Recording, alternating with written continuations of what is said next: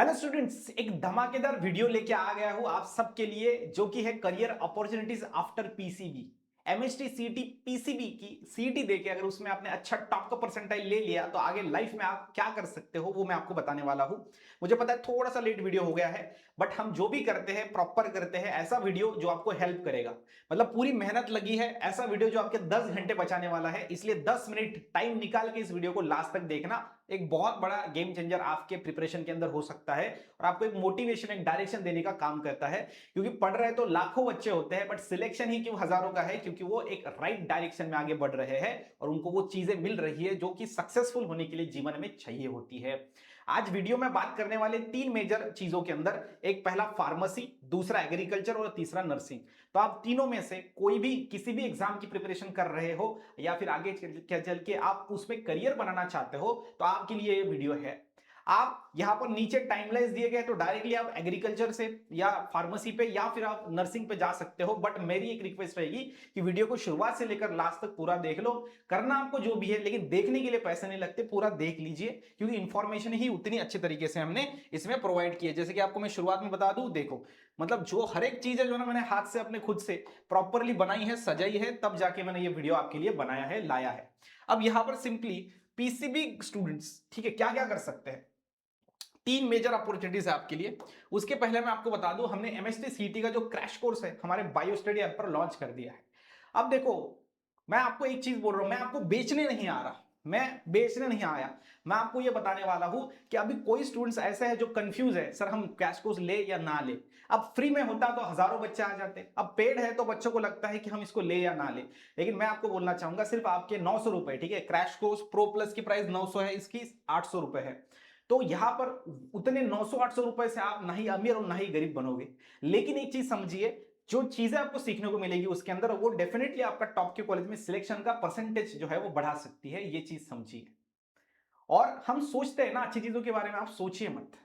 और आप हमें 10 बार नहीं 100 बार देखिए, हमारे वीडियो 100 बार देखिए आप, उसके बाद डिसीजन लीजिए। लेकिन फिर बाद में 10-15 दिन सिलेबस आगे बढ़ने के बाद अगर मुझे किसी स्टूडेंट का कॉल आता है ना कि सर मैं बैच लेना चाहता हूं अब, लेकिन मुझे इतना दिल से बुरा लगता है कि मैं उस तक पहुंच नहीं पाया, मैं उसको कन्वे नहीं कर पाया। अब लास्ट में जब मिडल में आएगा तो तब बैच जब लेता है कोई स्टूडेंट तो प्रॉपरली उसका स्टडी नहीं होता, और उसका स्टडी अगर नहीं होगा तो उसका परसेंटेज नहीं आएगा। मतलब यही बात हो गया कि पैसा भर दिया, जो भी जितने भी है, 800 है आपके लिए नहीं है बहुत कुछ ज्यादा, लेकिन मेरे लिए तो बहुत है ना। मैं चाहता हूं हर एक स्टूडेंट जो आया मेरे बैच के अंदर उसको फायदा होना चाहिए। पर्सनली मैं उनसे बात करता हूं, कॉल करता हूं, आप पूछ लो, आप रिव्यूज देख लो हमारे यूट्यूब के ऊपर। तो मेरी आपसे रिक्वेस्ट रहेगी, कंफ्यूज ना रहिए, आप इस नंबर पे कॉल करिए, पूछिए सारी इंफॉर्मेशन। अगर आपको बैच लेनी है तो जल्द के जल्द लीजिए। और यही चीज जो है वो बड़ी बनाती है एक एवरेज स्टूडेंट को और एक दूसरे स्टूडेंट को, क्योंकि डिसीजन लेने की कैपेसिटी, अच्छे डिसीजन लेने के लिए टाइम नहीं लगाना है। इसके अंदर कोर्स के अंदर हम सिलेबस 11-12 का लेते हैं। लाइव क्लासेस के अंदर हम 2025 की पीवाईक्यू की क्वेश्चन की प्रैक्टिस कराते हैं, नोट्स पीडीएफ देते हैं, पीवाईक्यू पीडीएफ देते हैं, थ्योरी पीडीएफ देते हैं, टेस्ट लेते हैं टॉपिक वाइज। और पीवाईक्यू क्वेश्चन जो 2023 में, 22 में, 24 में पूछे गए थे। टाइमिंग जो है इस लेक्चर का वो 7 से 8:30 सुबह ही है। ड्यूरेशन जो है इसका 27 फरवरी से ये चालू हो गया है, 15 अप्रैल तक है। और आपकी एग्जाम देखो 21 अप्रैल से 26 अप्रैल, अगले महीने के 21 तारीख में आपकी एग्जाम है। कैसे आप प्रिपेयर करोगे, क्या है कुछ प्लान? अगर अभी भी आप कंफ्यूज हो तो 27 तारीख को आपका पेपर हो गया और अभी यहाँ पर जो भी तारीख को आप वीडियो देख रहे हो कंफ्यूजन ही कंफ्यूजन है, तो फिर ये एक स्ट्रेट लाइन में एक डायरेक्शन में पढ़ाई कैसे होगी? तो आपको यहाँ पर कोई भी इंफॉर्मेशन चाहिए, आपको बैच लेनी है नहीं लेनी है, मुझे कोई टेंशन नहीं उससे। बहुत सारे स्टूडेंट्स ने बैच ले लिया हमारा ऑलरेडी। बट आप एक बार कॉल करके मेरे से इंफॉर्मेशन पूछ सकते हो, पूछ लेना एज अ बड़े भाई की तरह। देखो फार्मेसी देखते हैं, चलो फार्मेसी। अगर हम बात करें फार्मेसी की, तो फार्मेसी एक ऐसा सेक्टर है जो कभी भी बंद नहीं पड़ेगा। क्या बात समझ में आ रही है? एग्रीकल्चर एक ऐसा सेक्टर है कभी भी बंद नहीं पड़ेगा। फार्मेसी की अगर हम बात करें तो कभी भी बंद नहीं पड़ेगा। नर्सिंग की अगर बात करें तो कभी भी नहीं, क्योंकि एग्रीकल्चर, नर्सिंग एंड फार्मेसी अगर देखेंगे हम, हेल्थ से रिलेटेड चीजें हैं। जैसे अगर हम इंजीनियरिंग की बात करें तो एआई आ गया, इंजीनियरिंग, राइट, टेक्नोलॉजी आ गई, इंजीनियर्स चले जाएंगे। बट फार्मेसी, एग्रीकल्चर, नर्सिंग की अगर हम बात करें तो लोग इनको चाहिए ही चाहिए यहाँ पे। और फील्ड कोई भी क्यों ना हो, आपको टॉपर बनना पड़ेगा, आपको प्रॉपरली उस चीज को एक्सेप्ट करना पड़ेगा, जो चीजें चाहिए, जो स्किल्स चाहिए। अगर आपने वो चीजें सीख ली, एक्सेप्ट कर ली, तो मुझे लगता है लाइफ में आप आगे डेफिनेटली बढ़ोगे। देखो फार्मेसी के अंदर क्या क्या चीजें हैं, यहां पर आप देखोगे तो फार्मेसी के अंदर पहले बी फार्मेसी होता है, बाद में एम फार्मेसी होता है, और बाद में फिर फार्मा डी होता है ना। अब सबसे पहले 12th एग्जाम के बाद आपकी जो सीईटी होगी, सीईटी के बाद जो आपको एडमिशन मिलेगा वो इस बी फार्म के अंदर मिलेगा। आगे चल के आप फिर एम फार्म में एडमिशन ले सकते हो और उसके बाद आगे फिर आप फार्म डी के अंदर। तो एक एक चीज को हम देखेंगे, टेंशन मत लो, आराम से पढ़ेंगे। अब देखो सबसे पहले पहला वाला ये बैचलर ऑफ फार्मेसी मतलब बी फार्मा, ड्यूरेशन देखो 4 साल का ड्यूरेशन है। इसके अंदर एलिजिबिलिटी जो है वो पीसीबी है, 12 के अंदर एग्जाम दोगे आप। अब आपको इसमें क्या पढ़ना पड़ेगा, pharmacology, pharmaceutical chemistry, human anatomy, drug formulation and pharmacognosy. अब ये जो सारी चीज है ये रिलेटेड है ड्रग्स, रिलेटेड है आपकी गोलियां टैबलेट से रिलेटेड। अब इसमें करियर ऑप्शंस क्या है, एक तो फार्मासिस्ट आप बन सकते हो हॉस्पिटल्स के अंदर या फिर मेडिकल स्टोर के अंदर। उसके बाद ड्रग इंस्पेक्टर आप बन सकते हो आफ्टर सर्टेन एग्जाम्स जो गवर्नमेंट कंडक्ट कराती है। फार्माक्यूटिकल्स इंडस्ट्री में आप जा सकते हो, जैसे प्रोडक्शन के अंदर, क्यूसी के अंदर, क्यूए के अंदर। तो आप यहां पर मेडिकल रिप्रेजेंटेटिव भी बन सकते हो। देखो आपने बहुत सारे एमआर लोगों को देखा होगा जो बहुत ज्यादा पैसे भी कमाते हैं। देखो आपने जो भी डिसीजन लिया है किसी भी फील्ड में जाने का, उसके अंदर बहुत सारी स्किल्स होती है जो आपको मेहनत करके करके आती है, तब आप उसमें सर्वाइव करते हो, तब टॉप बनते हो। तो इस तरीके से ये होता है बी फार्मेसी। बी फार्मेसी के बाद एम फार्मेसी आप कर सकते हो। ये बी फार्म जो होती है, हमेशा याद रखना, ये जो बी फार्म है ये होने के बाद आपको जो है पीसीए अप्रूव कॉलेज के अंदर एक एंट्रेंस एग्जाम होती है, जैसे कि जीपैट, जीपैट नाम की एक एग्जाम होती है जो आपको देनी पड़ती है। देखो अगर मुझे किसी ने पूछा कि अच्छे कॉलेज में जाने के लिए पैसा चाहिए क्या, हाँ पढ़ने के लिए पैसा चाहिए होता है, लेकिन अगर आप जान लगाकर, जी जान लगाकर एंट्रेंस एग्जाम को क्रैक कर लेते हो ना, तो पढ़ने का पैसा अगर इतना लगता है ना, तो आपने अगर मेहनत की, रिजल्ट लाया ना, तो इतना ही पैसा लगेगा। मतलब अगर 100 रुपए लग रहे तो आपको सिर्फ 10 रुपए लग रहे होंगे अगर आप अच्छे से किसी भी एंट्रेंस में आप क्रैक कर लेते हो तो। क्योंकि ये जो बी फार्मा है ये होने के बाद, अब बी फार्मा भी है, अगर आपने एमएसटी सीटी में अच्छा परसेंटाइल ले लिया, टॉप के कॉलेज में आपका एडमिशन होगा, 10 20 30 40 हजार में एडमिशन होगा। नहीं तो वही कॉलेज में एडमिशन लेने के लिए आपको 50,000, 2 लाख, 1.5 लाख, 2.5 लाख, 3 लाख भी देने पड़ सकते हैं। क्या बात समझ में आ रही है? मतलब ये ऐसा है कि आपने स्कोर कर लिया और फिर कॉलेज वाले को, सामने वाले से गवर्नमेंट भेजेगा कि ये बच्चा इसने अच्छा सा टॉप किया और ये तुम्हारे कॉलेज को, इसकी तुम्हारी जो शीट है तुमको इसको देनी है। ये लेटर कॉलेज वालों को जाता है, समझे कि नहीं समझे? हाँ, तो फिर बाद में ये जो बी फार्मा है ये होने के बाद आप जो एम फार्मा कर सकते हो, जहां पर एम फार्मा जो है एक पीसीआई अप्रूव कॉलेज के अंदर आपको करना पड़ता है, जहां पर जीपैट नाम की एंट्रेंस एग्जाम होती है वो आपको देनी पड़ती है। और बाद में स्टेट लेवल पीजी एंट्रेंस होती है वो भी आपको देनी पड़ती है।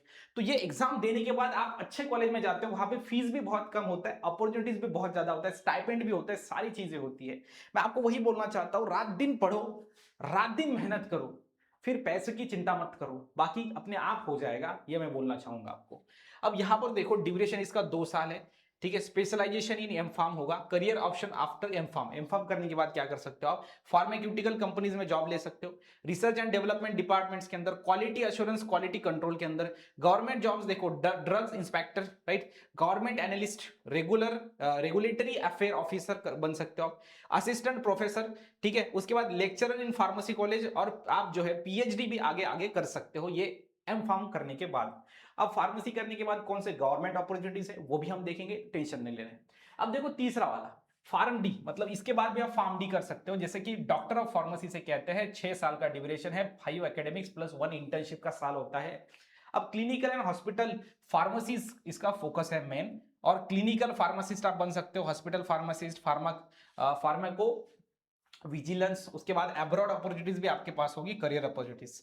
अब सैलरी आप देख सकते हो तीनों की, ठीक है। एक्सपेक्टेड सैलरी जो है 30,000 से लेकर 60,000 पर मंथ, ये जो है फ्रेशर्स को मिल सकती है। आगे चल के जो एक्सपीरियंस अगर है तो 1 लाख महीने की सैलरी मिल सकती है, और रिसर्च एंड आगे चल के आप हायर पैकेजेस भी ले सकते हो। मैं आपको बोलूं तो पैसा कमाना एक स्किल है, किसी भी आप क्षेत्र में क्यों ना गए हो, आगे चल के पैसा कैसे बढ़ाना है, कैसे कमाना है, कैसे नेटवर्क्स बनाने हैं, वो आपको अपने आप समझ में आ जाएगा। बट एक अच्छे लोगों में जाना, अच्छे नेटवर्क में जाना बहुत जरूरी होता है, जो आप अच्छे कॉलेज में जाके सीख सकते हो।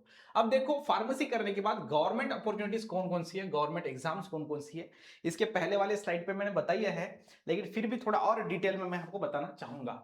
देखो ड्रग इंस्पेक्टर क्या है, ये ड्रग जो इंस्पेक्टर एक गवर्नमेंट का ऑफिसर होता है, who ensures the quality, safety and legality of drugs, cosmetics under the Drugs and the Cosmetic Act 1940, 1940। तो ड्रग इंस्पेक्टर का काम होता है क्वालिटी चेक करना, ठीक है, सेफ्टी चेक करना, ड्रग्स के अंदर जो फॉर्मुलेशन यूज किया उसको अच्छे से चेक करना। अब एलिजिबिलिटी क्राइटेरिया क्या है कि एक स्टूडेंट जो है वो एजुकेशनल क्वालिफिकेशन उसकी जो है एनी वन होनी चाहिए। एक तो बी फार्मा होना चाहिए उसका, या फिर एम फार्म होना चाहिए, या फिर फार्म डी होना चाहिए, प्लस इसने बीएससी एमएससी केमिस्ट्री के अंदर माइक्रोबायोलॉजी के अंदर कम से कम तो करनी चाहिए। ठीक है, तो तीनों में से एक भी चलेगा, डोंट वरी।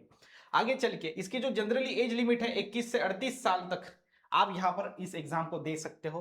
एक्सपीरियंस जो है वो 18 मंथ्स का एक्सपीरियंस आपको चाहिए होगा ड्रग मैन्युफैक्चरिंग यूनिट के अंदर या फिर ड्रग टेस्टिंग लैबोरेटरीज के अंदर। अब एग्जाम कौन कौन सी है, तो सबसे पहले स्टेट ड्रग इंस्पेक्टर एग्जाम होती है conducted by the state public service commission PCS, जैसे कि एमपीएससी द्वारा आपको एग्जाम दी जाती है, उससे आप जा सकते हो। आगे चल के drugs inspector class 1 class 2 officer आप बन सकते हो। अब लोगों को पता ही नहीं है, लेकिन मैं बताने का काम करूंगा, आप थोड़ा रिसर्च करिए आपको भी पता लग जाएगा। दूसरा है सेंट्रल ड्रग इंस्पेक्टर, ये जो है वो UPSC SSC central agency central level की एग्जाम है, और ये जो है आपको याद रखना है सीडीएससीओ, तो अंदर इसकी पोस्टिंग होती है, central drug standard control organization. अब सिलेक्शन प्रोसेस क्या है, रिटन एग्जामिनेशन, इंटरव्यू है, डॉक्यूमेंट वेरिफिकेशन है और मेडिकल टेस्ट है। ये सब करने के बाद आप जो है वो ड्रग इंस्पेक्टर बन सकते हो। ये चीज समझिए, जैसे कि इधर हमने बात किया था drug inspector, government analyst, regulatory affairs officers और बहुत सारी चीजें। मतलब कि अगर आप फार्मेसी करते हो तो आपके पास दो ऑप्शन है, एक तो आप जाइए प्राइवेट सेक्टर के अंदर, रिसर्च एंड डेवलपमेंट कंपनीज के अंदर, मैन्युफैक्चरिंग कंपनीज के अंदर, या फिर आप जा सकते हो गवर्नमेंट अपॉर्चुनिटीज के अंदर। देखो गवर्नमेंट की अपॉर्चुनिटीज ऐसा है कि जहां पर आपको टाइम लगेगा, या फिर वहां पर जो गवर्नमेंट की जॉब्स है जब निकलेंगे तो आपको अच्छे से प्रिपेयर रहना पड़ेगा पहले से ही, क्योंकि अपॉर्चुनिटीज बार बार नहीं आएंगी। और आप ऐसा भी कर सकते हो कि प्राइवेट में आप रहो और प्राइवेट का अच्छे से काम करते हुए, पैसा कमाते हुए, वर्क करते हुए धीरे धीरे गवर्नमेंट की पढ़ाई करो, फिर गवर्नमेंट की जब जगह आती है तब अप्लाई कर सकते हो। बहुत सारे लोग ऐसे ही करते हैं। टीचर की भी बात करें, टीचर्स भी वैसे ही करते हैं, प्राइवेट में काम करते हैं, फिर जब गवर्नमेंट अपॉर्चुनिटीज आती है तो फिर एग्जाम्स में वो बैठते हैं और अच्छे से क्वालिफाई हो जाते हैं। तो इस तरीके से ये फार्मेसी के बारे में है। अब देखो टॉप फार्मेसी कॉलेजेस कौन कौन से है। देखो पहला है इंस्टीट्यूट ऑफ केमिकल टेक्नोलॉजी, ये मुंबई के अंदर है top college. Poona college of pharmacy, ठीक है, अगेन पुणे के अंदर। Bombay college of pharmacy Mumbai के अंदर। प्रिंस के एम कुंदनी है ना, कॉलेज ऑफ फार्मेसी मुंबई, ठीक है। SVKMR डॉक्टर भानुबेन है ना, yes, Nanavati college pharmacy Mumbai. उसके बाद YB चौहान कॉलेज फार्मेसी का सॉरी औरंगाबाद में, ठीक है। RC Patel institute of pharmaceuticals education research Shirpur के अंदर। उसके बाद Shri Kishoritai Bhoyar college pharmacy, that is the Kamptee, ठीक है, नागपुर के अंदर।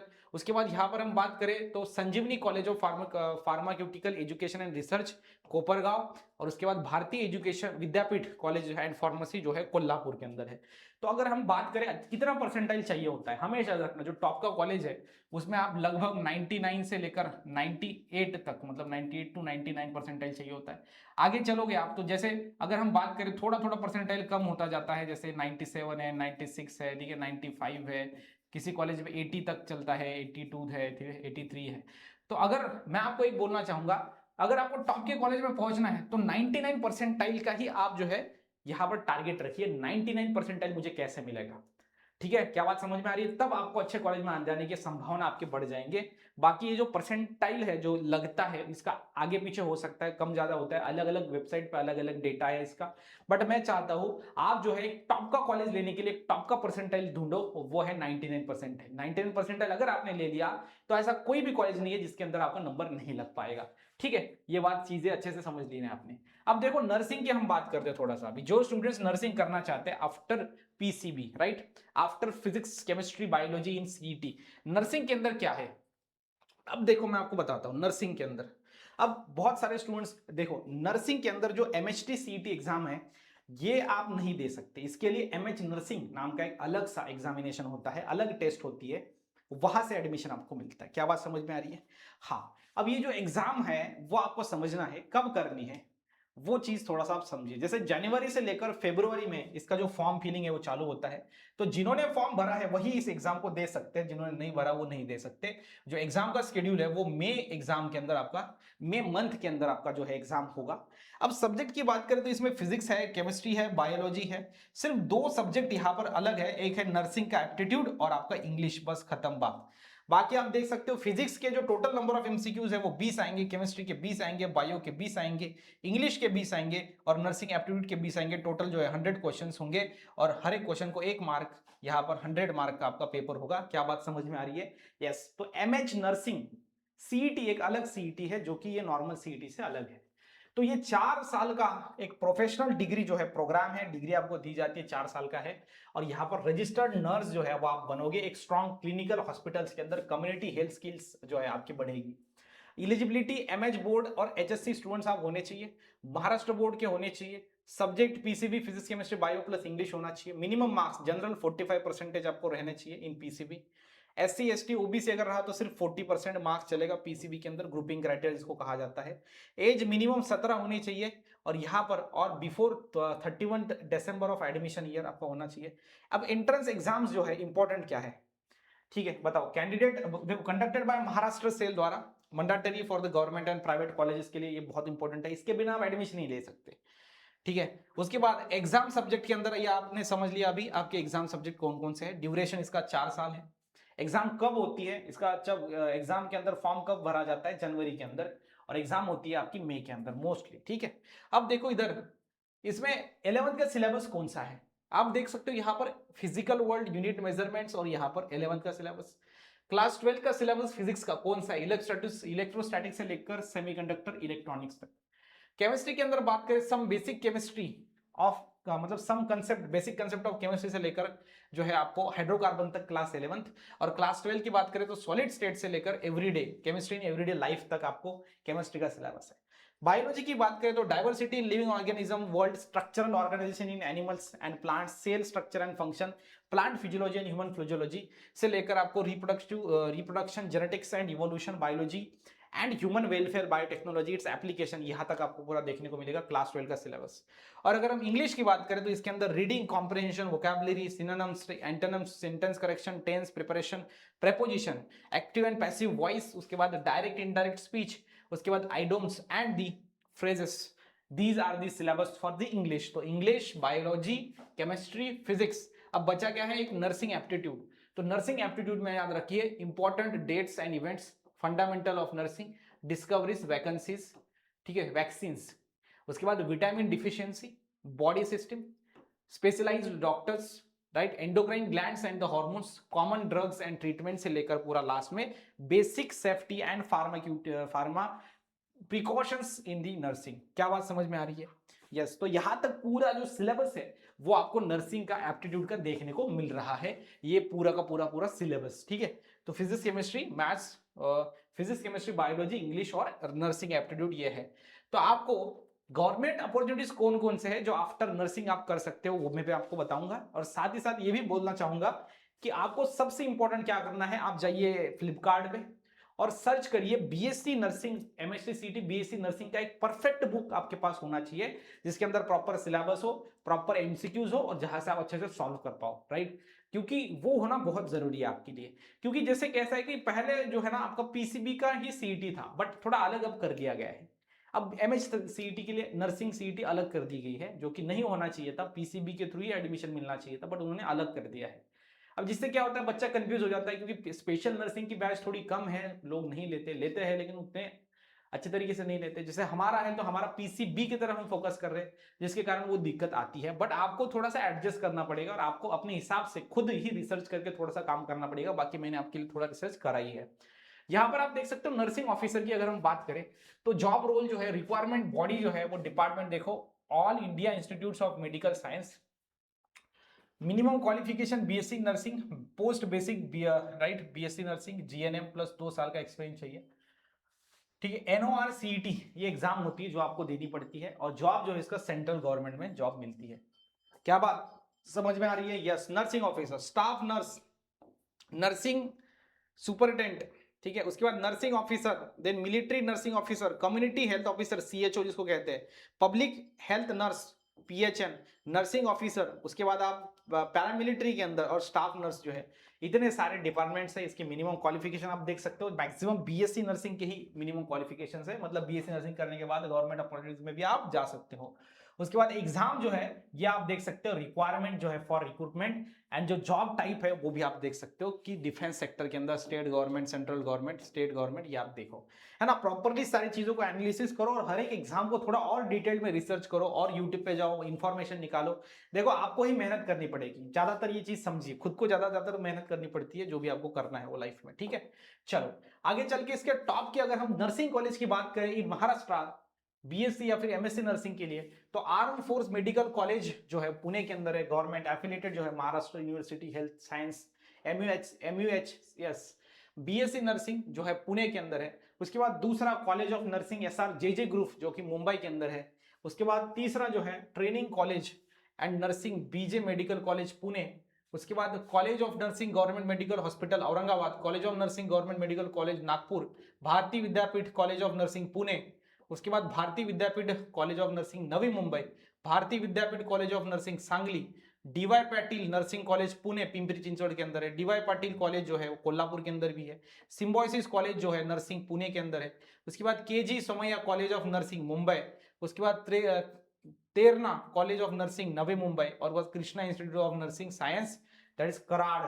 तो ये आप देख सकते हो यहाँ पर उसकी लोकेशन भी है और कौन कौन से कोर्स ऑफर्स किए गए हैं, प्राइवेट है, गवर्नमेंट है, ये चीज आप देखो कॉलेजेस।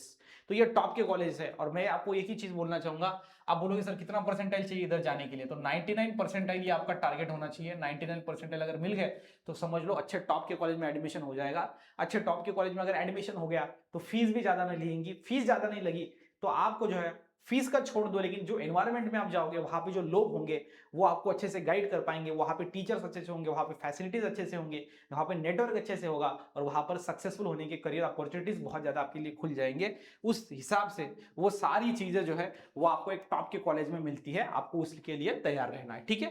तो इसका आप स्क्रीनशॉट ले लो जो कि इंपॉर्टेंट है, कॉलेजेस, टॉप कॉलेजेस जो नर्सिंग के बाद मिलते हैं। चलो अब लास्ट में हम ले रहे हैं बीएससी एग्री। तो बीएससी एग्री भी एक बहुत ही इंपॉर्टेंट पार्ट है जहां पर आप देखो कंप्लीट इंफॉर्मेशन सबसे पहले तो मैं आपको देता हूं इसकी। कंप्लीट इंफॉर्मेशन के बाद फिर हम इसका टॉप के कॉलेजेस देखेंगे और उसके बाद गवर्नमेंट एग्जाम जो है जो कौन सी देनी पड़ती है वो भी हम देखेंगे। चलो ठीक है, चलो आ जाओ इधर थोड़ा सा देखो। ये भी आपका जो बीएससी एग्री है 4 ईयर का जो है प्रोग्राम है। कितने साल का? 4 ईयर का। सो 4 ईयर डिग्री प्रोग्राम है, ठीक है। अब यहां पर याद रखना हमेशा से प्लांट साइंस कवर होता है, सॉइल मैनेजमेंट के अंदर, horticulture, agronomy and related fields के अंदर आपको इसका फायदा होता है। In Maharashtra this program is offered by the specialized agriculture universities and colleges, example Mahatma Phule Krishi Vidyapeeth, PDKV, Vasantrao Naik Maharashtra Vidyapeeth, the historical college agriculture Pune, MPKV, है ना, one of the first 5 agri colleges in India. तो ये ही आपको देखने को मिलेंगे। तो इनके अंदर लेगेसी है, क्लास 12 के बाद आपको पीसीबी देना पड़ता है और यहां से आप ग्रेजुएशन कर सकते हो। तो एलिजिबिलिटी क्या है? 12th में आपने पास होना चाहिए, physics chemistry math biology English Marathi ये आपके होने चाहिए। साथ ही साथ जो है आगे चलकर आप जो है जो आईसीआर, ठीक है, ये एग्जाम जो है वहां पर उसका स्कोर भी लिया जाता है कुछ कुछ कॉलेज के अंदर। एंट्रेंस एग्जाम जो है मेनली आपका एमएसटी सीटी जो है उसके हिसाब से ही, उसके बेसिस पे ही आपको एडमिशन मिलेगा। और सीट इनटेक जो है महाराष्ट्र के अंदर देखो आप 100+ बीएससी कॉलेजेस है, 100+ बीएससी कॉलेजेस एग्रीकल्चर के लिए। तो एक एक कॉलेज के अंदर अगर सपोज कर लेते हैं 100 भी बच्चे हैं तो 10 कॉलेज के अंदर 1000 बच्चे, और यहाँ पर अगर हम बात करें 100 कॉलेज के अंदर एक 10,000 बच्चे, 10 से ज्यादा भी 20-30 हजार बच्चे करते हैं हर साल। तो वो चीज समझिए। अब टॉप के एग्रीकल्चर कॉलेजेस देखते हैं, उसके बाद गवर्नमेंट अपॉर्चुनिटीज भी देखेंगे। देखो टॉप के एग्रीकल्चर कॉलेज की हम बात अगर करें तो सबसे पहला देखो आप college of agriculture Pune, MPKV Rahuri. दूसरा कॉलेज ऑफ एग्रीकल्चर नागपुर, है ना, पीडीकेवी अकोला। उसके बाद कॉलेज ऑफ एग्रीकल्चर देखिए Gadchiroli, college of agriculture Parbhani. उसके बाद यहां पर देखो आप, ठीक है, शरद चंद्र पवार कॉलेज ऑफ एग्रीकल्चर। उसके बाद Shri Shivaji agriculture college Amravati, right. तो की प्राइवेट कॉलेजेस जो है अगर हम बात करें टॉप के, तो वहां पर आप देख सकते हो Raisoni college of agriculture Nagpur के अंदर है। उसके बाद NMIMS school of agriculture Mumbai, और साथ ही साथ के वाग कॉलेज ऑफ एग्रीकल्चर नासिक। तो इस तरीके से आपको अलग अलग कॉलेजेस जो है वो देखने को मिल रहे हैं, टॉप के प्राइवेट और गवर्नमेंट कॉलेजेस, जो आफ्टर आप जो है 12th पीसीबी के बाद एग्रीकल्चर के लिए यहाँ पर एडमिशन ले सकते हो। अब सबसे इंपॉर्टेंट है गवर्नमेंट एग्जाम्स, ठीक है, यस सर। अब सबसे इंपॉर्टेंट कृषि सेवा परीक्षा, एमपीएससी द्वारा आप एग्रीकल्चर सर्विस एग्जाम्स आप दे सकते हो। सबसे इंपॉर्टेंट यही चीज है जो लोगों को पता ही नहीं होती। बहुत सारे लोग जो है वो बीएससी एग्री करते हैं, उसके बाद फिर गवर्नमेंट अपॉर्चुनिटीज में घुस जाते हैं, क्योंकि उसके लिए बेसिक रिक्वायरमेंट वो चाहिए होती है ना। यस, तो महाराष्ट्र पब्लिक सर्विस कमीशन जो है ये एग्जाम लेती है। सो ग्रुप बी पोस्ट होती है, जैसे कि एग्रीकल्चर ऑफिसर हो गया, असिस्टेंट एग्रीकल्चर ऑफिसर हो गया, एग्रीकल्चर डिपार्टमेंट ऑफिसर हो गया। उसके बाद सक्सेसफुल कैंडिडेट जो होगा वो वर्क करेगा आगे स्टेट एग्रीकल्चर डिपार्टमेंट के अंदर, और इंप्लीमेंटिंग फार्मिंग स्कीम्स जो है फार्मर के रिलेटेड वो लाएगा।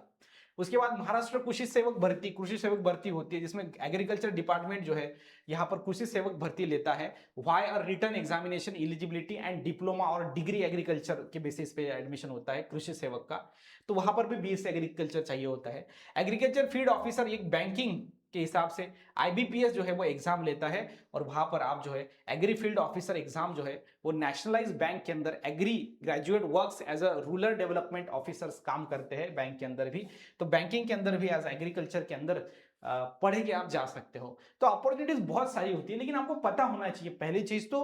अब आपको बताने का काम तो हमने यहाँ पर किया है, और आगे भी आप देख सकते हो। Again NABARD grade A assistant manager agriculture streams के अंदर नेशनल लेवल के एग्जाम्स होते हैं। Successful candidate join the development of banking service RDBMs with employ of the agriculture credit and finance, जैसे कि एग्रीकल्चर रिलेटेड से जो बैंक्स होती है जो किसानों को पैसे देती है वो वाली, ठीक है। उसके बाद FCI technical assistant agronomy, food corporation of India hires BSc agriculture graduate as a technical assistant and manage grain storage, क्योंकि एग्रीकल्चर में भी बहुत ही बड़ा आपको इंडस्ट्रीज देखने को मिलेंगी, तो जितनी बड़ी इंडस्ट्री उतनी बड़ी अपॉर्चुनिटीज है, बट आपको उस लेवल का बनना पड़ेगा, आपको उस तरीके का नॉलेज भी लेना पड़ेगा। आप बीएससी एग्रीकल्चर चल करके फिर MSc एग्रीकल्चर करके फिर आगे आप जो है वो रिसर्च के अंदर भी जा सकते हो, अलग अलग वैरायटीज आप खुद की बना सकते हो, वो भी एक चीज आपको देखने को मिलेगी। अदर करियर अपॉर्चुनिटीज देखो, graduate can also join the कृषि विज्ञान केंद्र, ठीक है, under the Eicher Maharashtra state agriculture marketing board soil testing lab seed certification agencies जो है वहां पर एग्री इंश्योरेंस कंपनीज के अंदर आप ज्वाइन कर सकते हो। और अदर रूल्स ऑफ गवर्नमेंट पे scales apply for the example of agriculture officer, gross salary is रफली 18,000 टू 92,000 पर मंथ, ये आप देख सकते हो। कृषि सेवक की देखो आप 35,000 पर मंथ से है, and these jobs are carry allowance and the public sector benefits, तो अलाउंस भी मिलेगा, पैसे भी मिलेंगे कुछ अदर, है ना। और साथ ही साथ आपको बहुत सारे इसके अंदर सर्विसेज, अदर एक्स्ट्रा सर्विसेज भी जॉब्स में होते हैं, तो अपॉर्चुनिटीज बहुत ज्यादा है। मतलब पीसीबी करके भी आप बहुत कुछ कर सकते हो, जैसे फार्मेसी हो गया, अभी हमने देखा एग्रीकल्चर हो गया, नर्सिंग हो गया, बट प्रॉपरली आप प्रिपरेशन करो, सबसे इंपॉर्टेंट चीज वही है मेरी आप सबसे। और जो आप आगे करना चाहते हो वो आपको सब पता लग जाएगा, बट सिर्फ आप टॉप के कॉलेज में पहुंचो। आप कुछ भी करना चाहते हो कोई टेंशन नहीं है, सिर्फ इस MHT CT एग्जाम को आप क्रैक कर लो, टॉप के कॉलेज में एक बार पहुंच जाओ। एक बार टॉप के कॉलेज में पहुंच गए तो अपने आप आगे का रास्ता आपको दिख जाएगा, अपने आप आगे क्या करना है, वहां पे जो टीचर्स होगा, वहां पे एनवायरमेंट होगा, वहां पे जो अपने दोस्त होंगे, यहाँ वहां पर जो आगे लोग होंगे, वही आपको बताएंगे कि आगे आप क्या कर सकते हो, किस तरीके से आगे जा सकते हो। तो बहुत आगे का मत सोचो, सिर्फ सोचो कि MHT CT एग्जाम में कैसे मैं टॉप का कॉलेज ले सकता हूँ, अच्छे परसेंटाइल कैसे ला सकता हूँ, फर्स्ट वही देखो। एक बार परसेंटाइल आ गया तो फिर आगे की काउंसलिंग प्रोसेस होती है, वो भी मैं आपको बताऊंगा किस तरीके से हम कर सकते हैं, और आगे चल के कैसे टॉप के कॉलेज में पहुंच सकते हैं, ठीक है। आई होप आपको ये वीडियो पसंद आया होगा। अगर वीडियो पसंद आया है तो फिर प्लीज इस वीडियो को लाइक करके चैनल को सब्सक्राइब कर दीजिए, और कमेंट करके लिखिए कि आप MHT CT PCB ग्रुप का एग्जाम देने के बाद आगे लाइफ में क्या करना चाहते हो, फार्मेसी, एग्रीकल्चर या फिर नर्सिंग। चलिए मिलेंगे नेक्स्ट वीडियो के अंदर।